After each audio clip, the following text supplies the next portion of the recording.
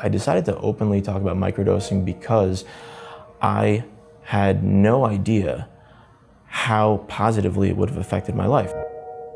George Burke is a Silicon Valley entrepreneur working in the field of mind and body experimentation.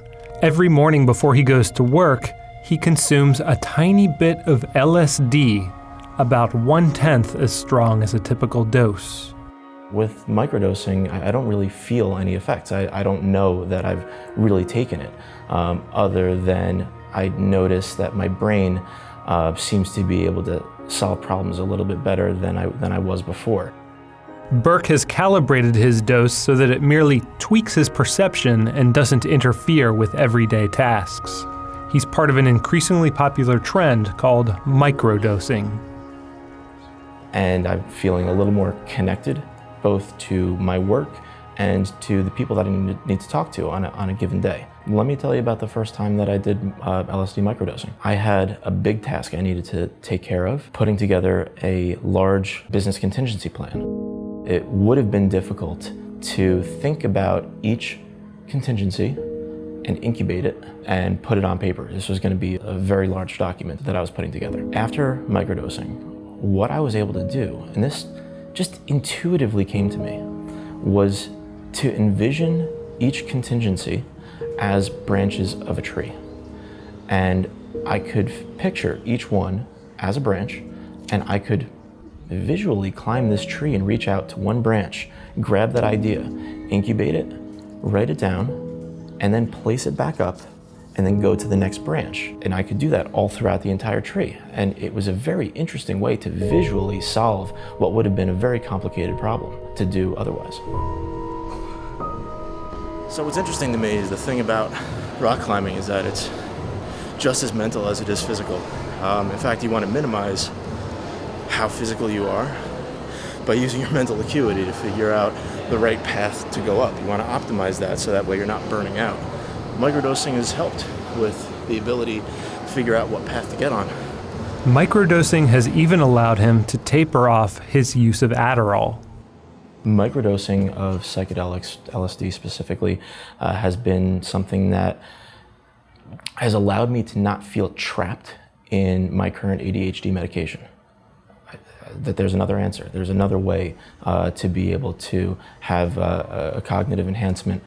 The use of psychedelics as productivity and creativity hacks reaches back to the very beginnings of Silicon Valley. The minute that you understand that you can poke life and actually something will, if you push in, something will pop out the other side, that you can change it, you can mold it. That's maybe the most important thing. When Steve Jobs told his biographer, taking LSD was a profound experience, one of the most important things in my life, it was bound to have an impact. Jobs' willingness to speak out helped inspire Burke to go public. People like Steve Jobs and his public advocacy certainly has helped, but it means people have to actually step up and state what they've been doing. Not just that, there has to be less repercussions from the government for engaging in an activity that's illegal. Drug prohibition has prevented scientists from studying the effects of microdosing on the brain. Now that more people are experimenting with consuming tiny amounts of LSD, that's started to change.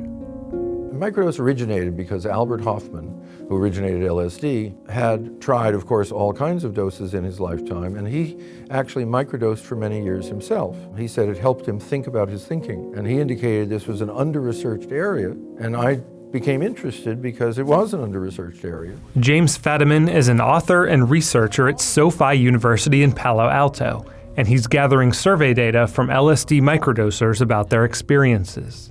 What we've done is what I call search, which is here is some uses of psychedelics that we don't really know about or really understand. All we seem to know is that they matter to people and they're very safe. So we've basically said to people, we can suggest how you can take it safely and effectively.